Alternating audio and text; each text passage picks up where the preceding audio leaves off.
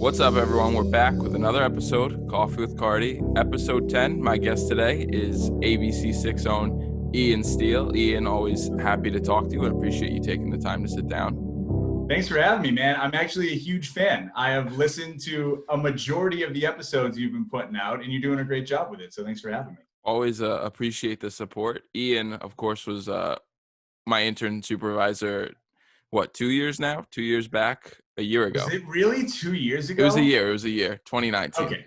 Yeah. It was 2019. But yeah, I mean, February feels like it was 3 years ago. So that's true. Like this past February. Yeah. Never mind. Last February when you started being an intern with us. Yeah. Yeah, that's sure. Yeah. Great intern though, Nick Cardi. Oh, always appreciate it. We both I have coffee today. Supporting The Office, as is Ian. Terrific show. Same kind of mug. Mine doesn't have World's Best Boss on it though. I got the logo though, so we're good. It's less authentic. Nick Cardi's got the real deal. So Ian is, as I mentioned, a sports reporter at ABC6, and I've seen that you're sort of with Corona. It's forcing you to wake up a little bit earlier and hop on that morning show. Yeah, I got switched to the morning show for a little bit. I'm actually off of the morning show now, but I was doing Good Morning Providence for about a month. I was co-anchoring with Doreen Scanlon. So it was her and I was reading half the stories. She was reading half the stories. And we had Chelsea Priest, who does the weather, and Jim Stearns doing the traffic. And Scott Cook was out there doing live shots every morning. But yeah, for the first time, I got switched to news in my career. It was a huge challenge. It really was. I was more nervous doing that than I was going to a Super Bowl or covering NCAA tournaments or anything like that. Like that stuff, I felt honored that they would even ask me just to help out the morning show and to bring what I could to the table for them in such an important time where every piece of information is so important, imperative, crucial, especially on a local level where every state, and we cover 2 states, Massachusetts and Rhode Island, in Providence, we cover Bristol County and Mass. So every little bit of information that we could get out there was so crucial to everybody. Local news and news in general has never been more important considering the pandemic that we're in right now. So it was a huge challenge, but I think I did okay. And they are such a great crew. They welcomed me with open arms. It was a great experience. Was it sort of a little, working with you guys, we would be you guys are in the office till 1, 2 in the morning. Was it a little strange to be on the other side of that and sort of in the morning? I never got the sleep schedule down, and not to complain, because I'm happy to work. I would get up every morning if that was my job, no matter what, but I still I'm recovering from the sleep schedule for sure. I never got it down. Like you said, I was so used to working nights. Usually on the rare occasion, the sports department and the morning show would cross over after late night games or, huge events that required travel to come back. And it was a rarity to see some of the people that I was working with on the morning show while I was doing sports. But yeah, basically so my alarm went off at 2:30 in the morning to wake up, get in the shower and get ready. I had to be at the station at 3:30. So yeah, that was a huge adjustment. I would be trying to get to bed by 7 p.m. Sometimes that wouldn't work. I couldn't get myself to sleep because it was still light out or whatever it was. So some days I would nap in the middle of the day for 4 hours and then sleep for 4 hours before going into work at 3:30. But it was so different every single time. I couldn't really get into a regiment of it. So hats off to everyone who does, all those AM newsers out there who do that on a permanent basis, because I'm not built for it. It would take a lot of time for me to actually get into it. So yeah, it was a big adjustment, but it wasn't too bad. Getting up wasn't the problem. It was getting to sleep was the toughest part. Sure, you had a lot of coffee for that stretch of time. A lot of coffee, not a lot of Cardi, but a lot of coffee. Yeah. And the weird thing is I would get randomly hungry at strange times. That was the weirdest thing.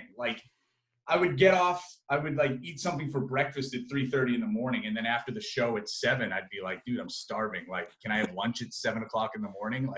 That's so weird. But it's just the way, I don't know, the way the mental and body clock works, I guess. It was so strange. But yeah, a lot of coffee, chugging in between Yeah. commercial breaks, like whatever you can do. Because like you think about it, like sportscasts during the news are, 5 minutes max. And that's what I was used to doing. And then you switch to anchoring a 2-hour morning show. It's the longest show that we do on ABC6. So that's an adjustment in and of itself, just being on camera and talking and reading for that long of a time. Even that was an adjustment. So, my mouth would get dry. I'd have to cough. So the water and the coffee were never too far from where I was on the set. I think in my 4 years at Rhode Island and watching the news and whatnot, I've seen the morning show once. And I was coming back from the library. I was up all night, and I was just sitting in the lobby of my dorm and was just watching the news because I was like, I'm not going to bed. And I was just like, yeah, you will never find me, unless I'm in a position like you were, but you'll never find me watching or being on a morning show, because I wasn't built for that either. Yeah, no, I mean, it's very rare that I even get a chance to watch the morning show too. Mm-hmm. Like, it's on from 5 a.m. to 7 a.m. every weekday morning. And yeah, very rarely am I up at that hour. But once we were starting to talk about maybe doing the switch, I tried to wake up a little early. I watched it a couple times, and then I would, go back on the DVR and watch it just to get a feel for the show that I was getting into. And that really helped, just kind of doing some sort of research on it. But yeah, it's very, very rare that if you do the 11 o'clock news the night before, or you're used to doing the 11 o'clock news, you watch the 5 a.m. news. Mm-hmm. It's the crews are like two ships passing in the night, really. Some of the morning show crew stays and does the noon news. I see them sometimes, but a lot of the times, like meteorologist Chelsea Priest, I really don't see her that much. The producer, Tim Rzuski, I didn't see him that much other than doing the morning show. Tim would come in as we were leaving the nightly, after the 11 o'clock news at midnight, 1, 2 in the morning. He's coming in to start working on the 5 a.m. show, and I would see him for like 5 minutes. Mm-hmm. But then, he was my main producer for a little while there. So yeah, it was interesting. It was a change of pace. You guys, staying on sort of the topic of, global pandemic, I feel like in a way it's helped more access to in the sports department, especially because I saw you just talked to the McCourty twin, or Jason McCourty. Have you felt that you've been able to get a little bit more interviews just because it is a little bit easier to do it over Zoom as opposed to in person? Yeah, and that's something that I really want to continue doing after this. Like, for example, Nick Coit just did an interview with Bryce Cotton, who was the star of the Providence College basketball team when they won the Big East back in 2014. He's in Australia. He's like the Michael Jordan of Australia over there. He's won 3 titles and 2 MVPs in the past 3 years. Like, he's the biggest star of the NBL over there. And without Zoom and getting used to doing Zoom and FaceTime interviews and all of that, maybe we wouldn't have the thought to be like, let's just call him up and do a video chat with him. So yeah, it's something that I would love to bring into post-pandemic life. If there's someone on the West Coast who has a connection to our local market and we want to get an interview with them, this is the perfect way to do it. I've never used Zoom before coronavirus. I never used it for work. I FaceTime my friends and my family, but I never used it for work or anything like that. So it's something that we will definitely be using moving forward if that's the case. But yeah, it's given us a little bit of an opportunity to take a step back from like the daily games and running around like madmen trying to get from this game to this game to this game, this press conference, get here for post, turn it around for a late story on a quick deadline. And it's given us a chance to take a step back and tell more feature stories, which is always like the hidden gem of a sports department. Like, so often we get caught up in, getting to the games and, getting highlights on and getting the post-game press conferences on the air and telling the story of that specific night. Here and now, you can kind of take a step back and dig in a little bit deeper with everything, whether it's like you mentioned, the Jason McCourty piece that we just did, the Bryce Cotton piece that we just did. There have been a ton of examples of these that we've been able to do, thankfully. some of them coronavirus related and some of them just sports related in general, because, you know, sports has a way of kind of connecting at least somewhat loosely to every single part of society. So we've been able to kind of tell every side of the sports world so far from what we've been doing during coronavirus. Yeah, it's definitely, you guys have always put out good work, but it is great to see you still continuing that during such a tough time for you guys. So let's just go back a little bit to before the world came crashing down. You guys do work like madmen, you and Coit, and I guess everyone in the news media and sports department. What sort of first drew you to that? You know, when did you know you wanted to, you know, live this sort of crazy life that you guys do? Well, I'll say this. It's a labor of love. It really is. Like, it doesn't, sometimes there are times, like everyone, where I get stressed out about work and I'm exhausted. I've been working so many hours. I've been doing this and doing that. And then you take a step back and you're like, wait a minute. Like, you just went to a Patriots game and got paid to do it, and, you know, watched Tom Brady and Bill Belichick do their thing. I know this is tough to talk to you about, Cardi, because I know you're a big Giants guy. I'm heartbroken that Brady left. I don't know what to do, man. Oh, I know. I'm sure you're really broken up about it. But no, like, okay, this time last year was the Stanley Cup Finals for the Bruins. The Bruins and the Blues were playing in the Stanley Cup Finals last year. And I'm looking back and like Facebook memories pop up and time hop. And I think like that was the craziest stretch of time in working in this business, because the Patriots went to the Super Bowl earlier in the year. And then we ended with the Bruins in the Stanley Cup Final. They were playing into like mid to late June. And I was spent. But at the same time, I saw the Stanley Cup get hoisted. Yeah. I was at a Game 7 of a Stanley Cup Final. And I was in college when the Bruins won the Stanley Cup. And I was just thinking, like, to be there in that moment would be unbelievable. And I get a chance to live that every day. So, yes, it's a lot of work, but nothing good comes without a price and a sacrifice. And I learned that, you know, very early on. To get back to your question, when I started to really get into it, I was in high school. We, at Marshfield High School in Massachusetts, where I went, we had a telecommunications program. So it was basically, we would produce the morning announcements. And the morning announcements would be presented in the form of a newscast, basically. So there would be two news anchors, and they would do the daily announcements like, oh, there's a fundraiser for this club at this time and this. There was a sports section where they would, you know, give the schedule of the games that day, that week, do hype videos for the big games that were coming up. And then some comedy skits and some sketches that were like SNL digital shorts that we disguised as weather.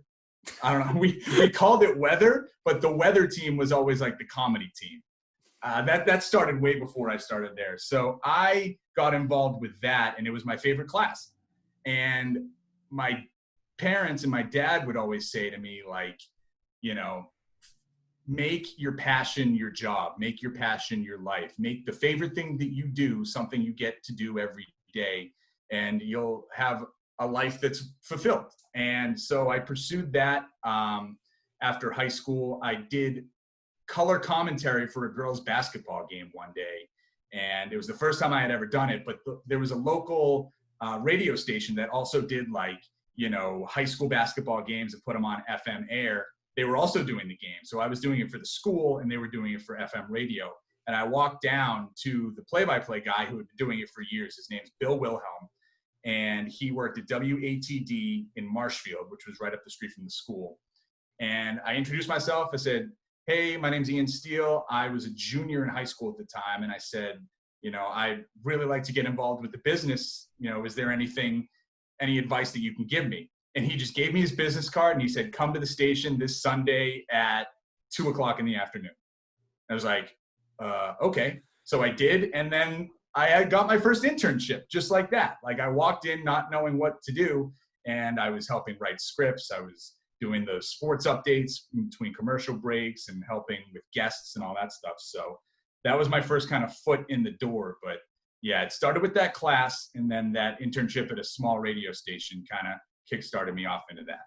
Yeah, that reminds me of one one of the first times, I think it was Coit had me write a script for something. And it was like, it had to be my first week. And I was absolutely terrified. I was like, oh, you're going to let me do this alone? Like, you sure you don't want to like write it with me? He's like, no, you do it. And it was about the Bruins. And I was just like, I'm writing something about an actual NHL team that's going to be set on air. And I was just terrified about it.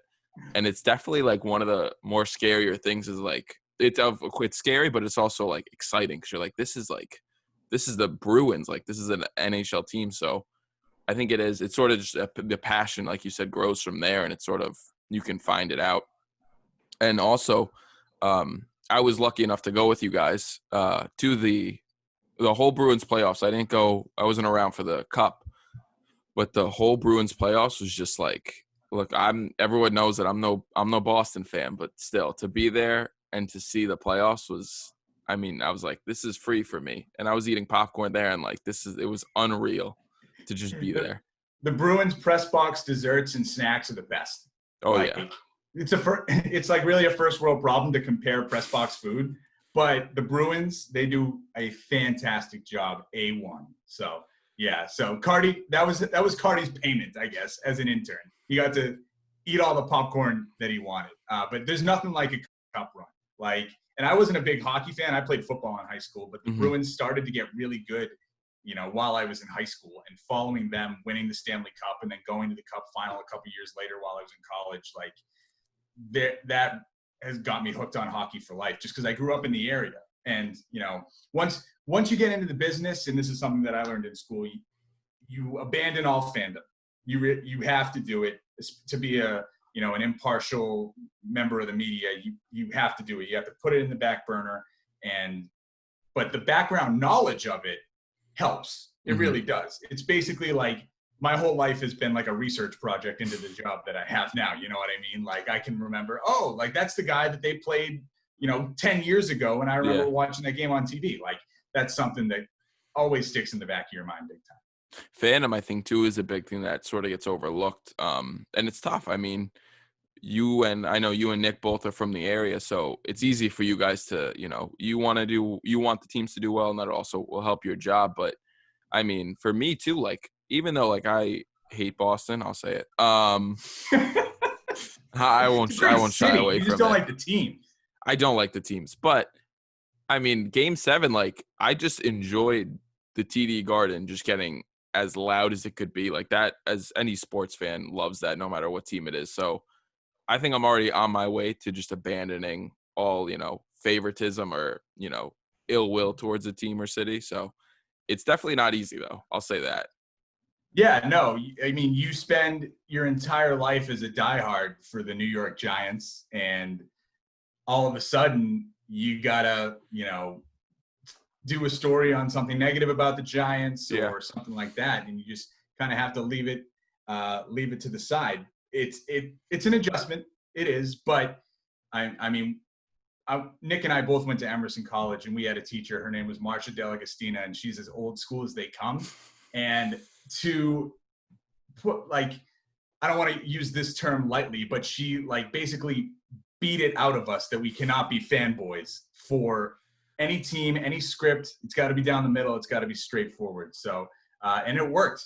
She was hard on us, and we're all better off for it. There are journalists around the country who will say the same thing too. I wanted to talk about the last, I guess, I don't even know, since you've basically gotten to Providence and working for ABC6, Boston's been pretty good in the sports department. What has it been like? I mean, you've covered multiple Super Bowls, a World Series, a Stanley Cup Final, like you mentioned. What has it been like to, sort of be on the biggest stage of sports at times and covering these events? That you put it that way, and it's like, oh wow, yeah, I did. I mean, just to be a fly on the wall during all of this has been unbelievable. But a dream come true is an understatement. It really is. Like, it's what you dream about when you first start out in this business, and to be able to experience this at a relatively young age. I'm in my mid-20s, and you think about like everything that the region sports-wise went through before I was even born. Red Sox, Mets, and Bill Buckner and the Bruins being in the tank and the Patriots struggling before Robert Kraft bought the team and all that, to where it is now, I don't take it for granted for a second, just to ride the wave. And the downtimes will come, rebuilding projects will happen, and the winning won't be the same. Nothing lasts forever, that's for sure. We've seen that with every team and every sport and every medium that happens. But to be a part of it right now is unbelievable. And it's a dream come true for someone who's from the area. And putting it in perspective in terms of the entire history, like, it was funny. My grandfather told my dad when my dad was a kid, he was upset that the Red Sox lost a big game, a big series or something. And my grandfather said, I'm going to live and I'm going to die, and the Red Sox will never win the World Series. And you're going to live and you're going to die, and the Red Sox will never win the World Series. Well, the Red Sox proved my grandfather wrong, and we've seen 4 championships from the Boston Red Sox. And that's just – but to be in it and to see how the teams work on a day-to-day basis, each one is very different. Each one deals with the media very differently, but it's something that I've always been super, super curious about. Like, how do they practice? How do they conduct themselves in the locker room? What is the camaraderie like? What are these people like in person as people? It's something that I was always curious about. On my Twitter profile, it says I'm an NFL films junkie. Like, it's true. Like, I really want to see what these guys are like, behind the scenes. And you get a little glimpse of it from the position that we're in now. So to see how greatness is built and put together on a daily basis, and that's what it is. It's a combination of, days stacked on top of each other. Mm-hmm. It's awesome to see. And I'm not saying that I'm a huge part of it. I'm literally a fly on the wall. I'm in a back row of all of these things, but still, you pick up on stuff. Do you, out of everything you've covered, in your time, do you have a favorite sort of event or a story that you look back now and you're like, that was like just unreal to be around? The Super Bowls, yeah, I will never forget. I was at Super Bowl 52 when the Eagles beat the Patriots, and I was at Super Bowl 53 when the Patriots beat the Rams. Mm-hmm. And everyone says that was the least exciting Super Bowl, and I hear you. I got a couple of text messages that night like, am I watching a soccer game with all these punts?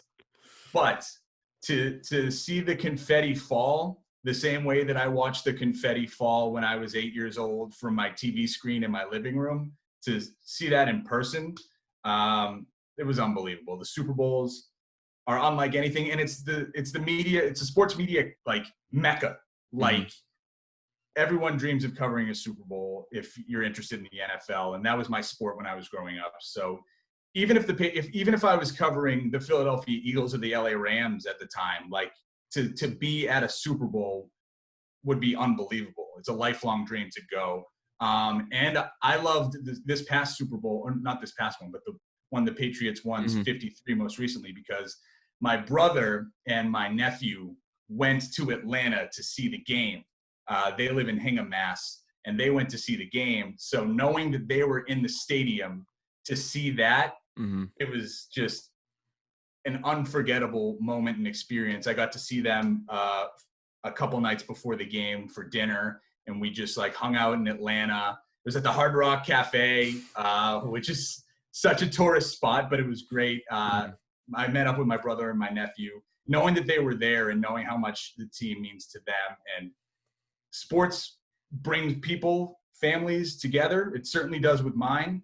And so to see the ultimate, like people say, like, I don't know, Super Tuesday is the Super Bowl of elections. Like, so the Super Bowl gets compared to everything else. You know what I mean? Yeah. So being at the actual Super Bowl, that was lights out. And then I would say on a local level, my first Big East tournament was when Providence went to overtime in every single game against Xavier, and then they went to Creighton and Villanova in the championship, and they lost to Villanova in the championship, and Ed Cooley split his pants. But those basketball games, to be at Madison Square Garden in the Big East tournament, which is one of the premier conferences in college basketball, to be there for that was such a new experience for me because, for me anyways, as I moved around and started my career and covered different things, my first job was really big into high school sports, and high school baseball was huge. And you come to Rhode Island, which is close to Boston, and I thought I would be, used to everything. But college athletics in Rhode Island is huge, especially with college hoops. URI, very well about PC. It's like up top with the pro sports around here, if not, more passionate. So to be there for that in Madison Square Garden was breathtaking for me. Yeah. Yeah, I can't speak to being at a Super Bowl or a World Championship with the Red Sox, but whenever, even for PC, college hoops it's another level. Sometimes it's just like you said, just the passion is just it makes you so much more appreciative now that obviously March Madness was unable to happen this year, but it's something else, and especially in Rhode Island, like you said, it's huge there. Yeah, I was my bags were packed, ready to go to Madison Square Garden this past year, the day that sports shut down. So you'll remember there was one Big East game that was being played. I think it was St. John's and Butler, I want to say. Yeah. And they played without fans at Madison Square Garden. I was at the station. All my gear was packed. I was literally walking down the hallway to get in the car and start driving to New York City to cover Providence in the Big East tournament. And then I get an email from my boss. All company travel has been canceled because of coronavirus.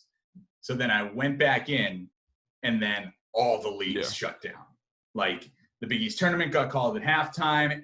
All conference tournaments that were going on got called. The A10s obviously went down with it. Like, that was unbelievable. I was sitting there waiting. I'm like, should I get in the car? I waited for the last possible second. I'm looking at my watch. I'm like, I gotta go. So then I get in down the hallway, and at that moment, it's just funny how it works out like that. So I was on my way to Madison Square Garden when the world shut down. Yeah, that was, I was, it was that Thursday, and they said it was already announced that no fans would be there, but they said media is good to go. And I was that Thursday, I was like, oh, like, this is going to be fine. Like, we'll still be able to go. And then, like you said, it just all just came crashing and to a halt.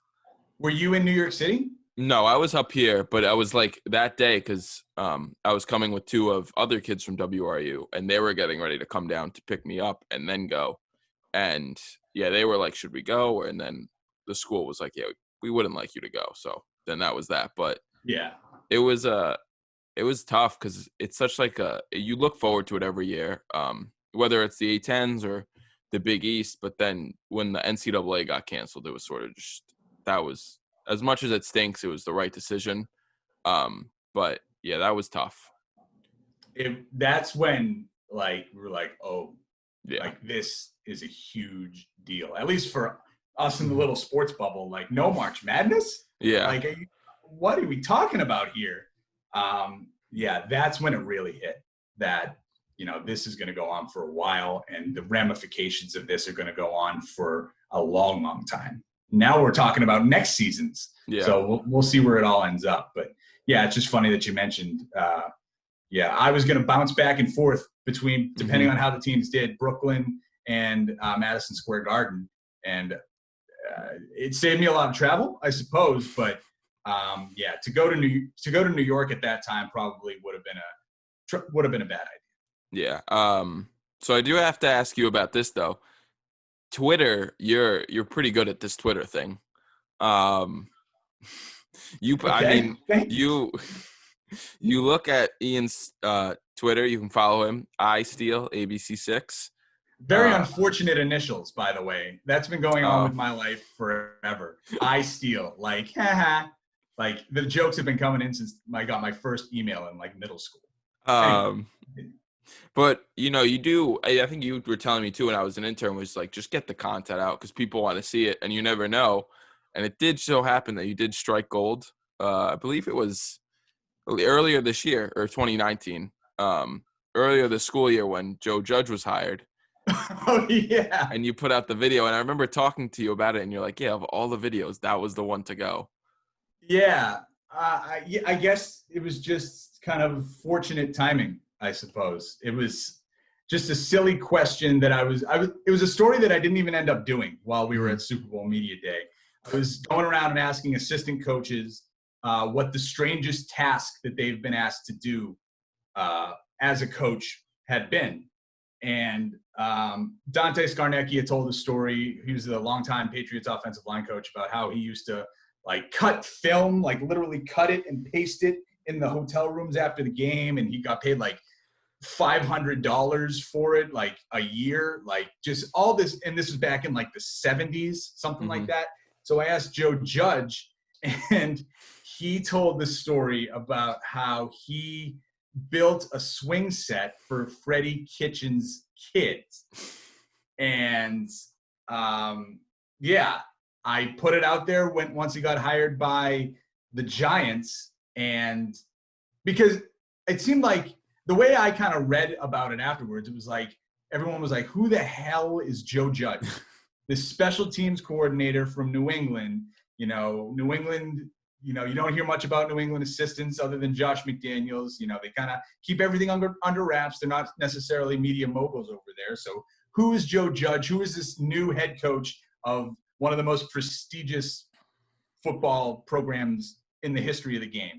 And that just offered a little bit of insight into it. And lo and behold, it got picked up. It just started, one retweet leads to another. But yeah, and I said this to you, it's like, okay, I will spend hours and hours and hours on a story, and I'm really proud of it. And not that I'm not proud of, that interview and that question, because it was a great response and it showed his personality a little bit, but I will put hours and hours into something and put it out there, and it like doesn't get much traction, which it's not the reason why I do the job that I do. I will tell good stories regardless.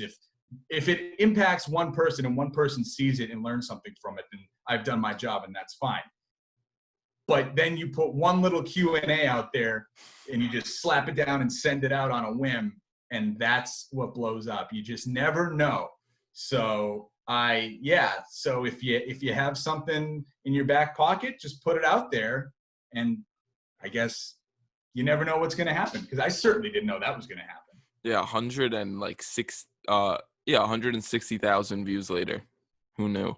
And I think I went to a URI game either later that day or the next day, and you came up to me asking me about it. Kate Rogerson came up to me and asked me about it. Stone, Kevin, all like Bill Koch, all the writers. It was like, you're a celebrity. And it's not like I have a very deep personal relationship with Joe Judge. That happened to be the first and only time, or one of the handful of times I actually got a chance to interview him. But it's just funny that that's what ended up happening. We're going to have to stay on the Patriots, because I'd be remiss if I didn't ask you your thoughts and overall reaction to this pretty decent quarterback leaving New England after 20 years.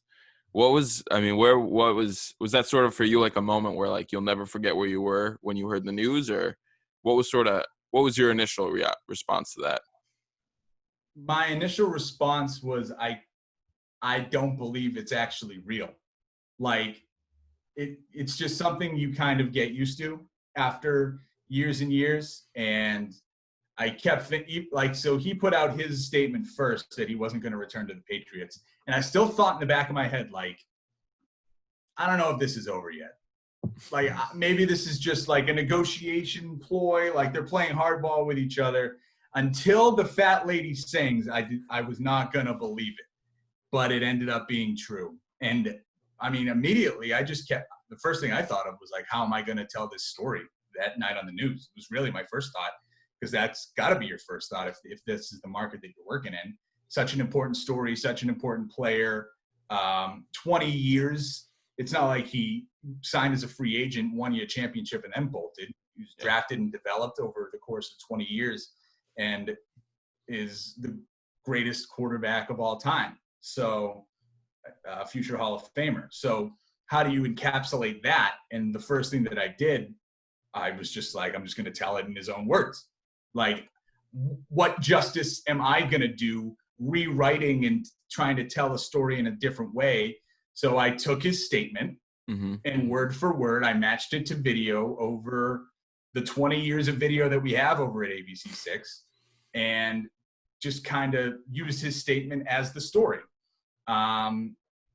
It's a different way of doing it. You know, it wasn't a traditional news package or a sports story that you put together, and it was a little long, but it kind of told what Tom Brady wanted to say to the fans. And who am I to, you know, go against that and put a different kind of spin on it? Because it seemed authentic. It was real, and it was what everyone was reading and talking about at the time. So it kind of seemed like the thing to do with that. And that's the thing that I always at least try to do is with a story, sometimes it's just going to be, you know, this is what happened, who, what, when, where, why.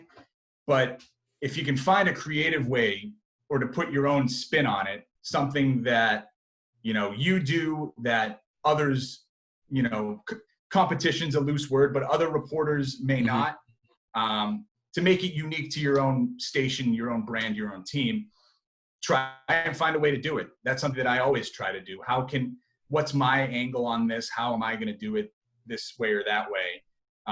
So that's what I did with Brady. But then you sit back and you think about it after the announcement. You're like, oh my Lord, like it's actually happening.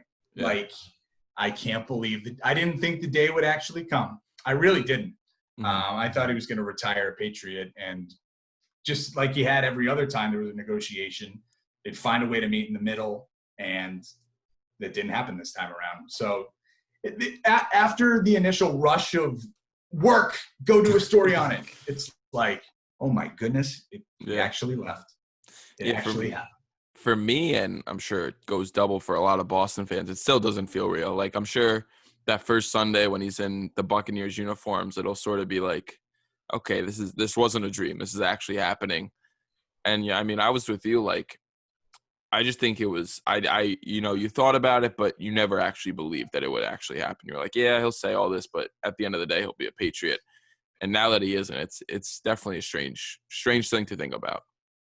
And you go back and there were breadcrumbs, you know? Yeah. I was at that, it was after a mini camp, I believe it was, when he was asked by Mike Giardi of NFL Network if he deserves a contract extension. And he laughed, and he actually talked about his he said, why don't you go ask Mr. Kraft? When usually, whenever you ask Tom Brady about a contract negotiation, he would shut it down and say, I don't discuss my contract publicly. But he opened up about it, even in the slightest bit. He offered a little bit of insight into how that was going. So when you go back after the fact and kind of look at the breadcrumbs that were left, they're there. Mm-hmm. The full story won't come out until, I don't know, maybe this new Brady docuseries, like his Last Dance, the Man in the Arena thing. Maybe he's going to tell his side of the story then, or when the tell-all book comes out, whenever that comes out, that will be the time. But you go back and think about it, and this was on the table. He said it on a Howard Stern interview. Like, he knew training camp, this would be his last year with the Patriots. There was no going back from that. What is sort of your thoughts? I guess you bring up that Man in the Arena documentary. What is sort of your thoughts on that? For me, obviously, I do appreciate Brady and I respect his greatness, obviously. But for me, the thing that made the Jordan one so great was that it was 20 years future. And it sort of was like, oh, yeah, it was sort of a refresh and a reminder. And for Brady, I just feel like it's a little too soon. And also, who knows what's going to happen with Tampa? Like, he could go on and win 2 more Super Bowls. But I just wanted to get your actual thoughts on, you know, that sort of whole project. Yeah, I mean, I completely agree with you that part of what made the Michael Jordan documentary so great was that, you know, it was years after he stopped playing, and a lot of the stories were either forgotten or, you know, for me, I wasn't super big into the NBA back then. I was like 6 years old when he was in the twilight of his career. So going back and learning some of that stuff for the first time, fascinating. it seems like, based on the previews that I've seen, that there's some footage in there that I had never seen, just in the previews alone. Some of his younger days when he was at Michigan, high school, his home life, stuff like that. There was some footage that I had never seen. Maybe it's out there, but I had never seen it before. So it seems like he's got different stuff in his back pocket. I heard there were reports out there that he did have a crew with him sometimes last season, his last year with the Patriots. So what that entails, what they shot, I'd have to double check on that. But it seems like there will be some new stuff in there. But Brady right now is just kind of capitalizing on his freedom, it seems like. He, he's doing the golf tournaments. He's doing a lot more media than he ever did, at least while I was covering him here in New England. Like, he's doing a lot. He's involved, and he knows that, he's a topic right now. It makes sense to strike while the iron's hot. Like, I don't know. I'm not comparing myself to Tom Brady, but you throw a Joe Judge tweet out there when he gets hired and that blows up. So Tom Brady's a topic of the NFL because he switched teams after 20 years. You might as well put something in the works out there to kind of keep the interest up. It makes sense. I mean, but it doesn't seem like it's going to be the same as Michael Jordan's from what I've read. The Monday Morning Quarterback had an interesting article about that. It's going to chronicle his 9 Super Bowl seasons. So your Giants will be in there quite a bit. So you can kind of check that out and get his perspective on that. But yeah, it's just kind of, I mean, the comparison is that these Michael Jordan and Tom Brady are arguably, inarguably, however you want to put it, the greatest of all time in their sports. And the more, insight that people can get into those people, they're going to eat it up like it's Christmas turkey or Thanksgiving turkey. You know what I mean? So you might as well, so that in terms of, the comparison there, but I think it's going to be 2 different documentaries. Yeah, I agree with you too. Like, I don't like, it could be anybody in Boston, and greatness is greatness, and I respect it, and I'll gobble it up. So I'm sure it will do fantastic. Ian, as you mentioned, you're a big fan of the show, so you know what's next. We're gonna do the fast break. For those of you who don't know, I was thinking I gotta get Stone to record like a 15-second thing about the history of Franchini for this, but because he invented the fast break. Yeah, so Franchini, you or I, icon, I'd go as far to say icon, invented the fast break where I took journalism classes. So this is where that came from. All right, are you ready? So what are the rules? Is it just one word answer? No, you can do whatever you want. Okay. Very loose structure. Very loose. We're not too professional over here, but you're all right. Favorite thing about Rhode Island? Summers. Favorite social media platform? Twitter. It's undefeated. Your favorite athlete of all time? Favorite athlete of all time? Brady. Favorite athlete you've ever covered? But that's to not repeat Brady, I'll go Patrice Bergeron. Appreciate that. Favorite story or feature story you've ever done? Ooh, that's a tough question. I'm proud of what we did with Brady. But the favorite feature story that I've ever done, that's a tough question. I'd have to think about that. I'll come back to you. All right, we'll loop back to that one. Favorite game you've fast break. That was a slowdown on the fast break. I just had a turnover. Favorite game you've ever covered? I already sort of asked you that. Super Bowl 53. But other than that, favorite game I've ever covered, probably let's go Super Bowl 53. Okay. Just to keep it moving. Best advice you've ever gotten? Oh, the AFC Championship before that with the Chiefs. Sorry. Oh, okay. And then favorite advice you've ever gotten? Favorite advice I've ever gotten. Do what you love every day, and you'll never work a day in your life. That is eternal. the other piece of advice my dad would always say after a tough day, he would say, tomorrow's another day.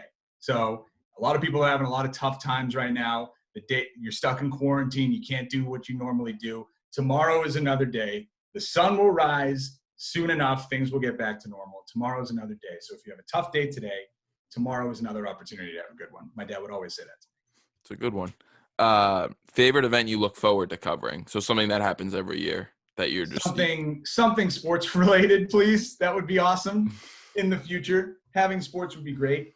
Something I look forward to covering in the future. I would love to cover an NBA final. One, because it's something that I haven't gotten an opportunity to cover. The Celtics went to Game 7 my first year against the Cavs, and they didn't get the job done. They stopped giving the ball to Jason Tatum after he dunked on LeBron James. So that would be cool. A Final Four would be lights out, and I think this area would flip if either of the teams or any of the teams got to the Final Four. That would be unreal. So I will go with those. You or I will be there soon. Don't worry. Your favorite thing about your job? The people, the team, the squad. Working with Nick Coit is the best. That guy has done more for me than I could begin to explain. And we have such a great team over there. He is awesome to work with. The entire crew. I think broadcasting and media in general is a team sport. And so I can't do what I do without the producers in the back or the crew setting things up, the broadcast people who actually send it out to the air, and the news anchors who are there to hold everything together. Broadcasting is a team sport for me. So being a part of a team like we have over at Channel 6, all great people. I love them to death, and I'd do anything for them. Even get up at 3 o'clock in the morning to go do a morning show. I would do that. And on top of that, the other favorite thing about my job is interns like you, my friend. I love teaching you guys, and I don't know if I do a good job of it or not, but I love having you guys come in and seeing the progress that you guys make. It honestly is like such a proud moment. Like, I was not BSing. We sent out these Instagram posts and Twitter posts congratulating you guys on graduation. Like, seeing you guys, and once you take the next step to become professionals in whatever you choose to do, whatever medium you end up going into, it's just like you take a step back and you can't help but smile. Having the interns and teaching you guys the ropes is another one of my favorite parts. Well, I can say you were definitely a good teacher, you and Coit. And I think, just a side story, I knew it was going to be a great internship too, because I think it was like 2 weeks in or something. And I was like, I said to you or Coit, I was like, yeah, I don't think I want to do TV news after watching you guys. And I was terrified. I was like, oh, they're going to be like, all right, this kid's terrible. Like, he doesn't want to work here or want to work in this industry. And Coit was like, that's cool. Like, that's fine. And then I just was able to keep going on. But no, you guys are definitely best internship I've had. Oh, thanks, man. Appreciate that. I mean, that's kind of the point. You come in, you get a feel for it, and you decide. You're not signed to a lifelong contract if you do one internship. You test it out and see if it's for you. And if it is, it is. And if it's not, it's not. Best quirk or like the strangest thing about Rhode Island? Strangest thing about It's a strange state. It is a strange state. What is the strangest thing about Rhode Island? So I didn't realize how much like local pride there was down here. You know what I mean? Like, you have Massachusetts, and then where I'm from, and I live so close that you come down here and there's such a Rhode Island pride. Mm-hmm. It's like, it's unbelievable. So that surprised me. The other thing I would say is, I'd say the local pride. I mean, that's not a quirk. I'm sure you have that everywhere, but that's just something that surprised me. I didn't realize it was so strong down here. Also, I didn't know Dell's Lemonade was a thing until I started working down here. And now I really want one because it's starting to get hot. So, but yeah, there's some interesting like food stuff down here. Like hot wieners. I've never had a hot wiener. Yeah, that's no, you haven't done that. But I live like right around the corner from the place, so I have to go get one now. But yeah, just like there's interesting like food things that I never would have expected were a thing down here. Like awful waffles, I'd never heard of. Is bubbler a thing in Massachusetts too for a water fountain? Bubbler? Oh, like a water fountain? Yeah, that's the weirdest thing for me by far. By far in a way. I've heard it both ways. I've never heard bubbler outside of the state of Rhode Island. No, I've heard it before. Okay, maybe then. I always call it a water fountain. It's like you call it a remote or a clicker. It's like the same. I've never heard clicker. You never heard clicker? Okay, it's always been a remote. Well, in New England, it's clicker. So pass the clicker, change the clicker. You know. I would say okay. The weirdest quirk is the accents. By the way, Rhode Island has its own accent. It's unreal. It's unlike anything that it's like a cross between Boston and New York, New Jersey, and you mesh it together, and it's just like unbelievable. I love it. I used to have a Boston accent, but like other things that I went to school and got rid of, my fandom for New England sports and my Boston accent, I had to take classes for that. But coming down here and hearing the Rhode Island accent, I love it. And it describes the state so much. It's perfect for Rhode Island. All right, final question. What's your favorite sports movie of all time? My favorite sports movie of all time. Moneyball. Love it. Yeah? That's such a good movie. A lot of people think it's boring. No. Which it's not like an action sports movie. I get it. But it fascinates me how teams get built and the thought process that goes into this stuff. And I know Moneyball wasn't entirely accurate. Like they didn't even focus on the pitching at all, which is really the backbone of that team. But it was just very interesting. I thought it was very well done. And I thought the trade negotiation where they're talking on the phone and then they get the fist bump, like that is like the scene where I'm like, yes, I know that feeling. That is the best feeling. No, that's an incredible movie. Well, that's all I got for you, Ian. Thank you for taking the time. Thank you. I'm sorry. I blanked on my favorite feature story. All good.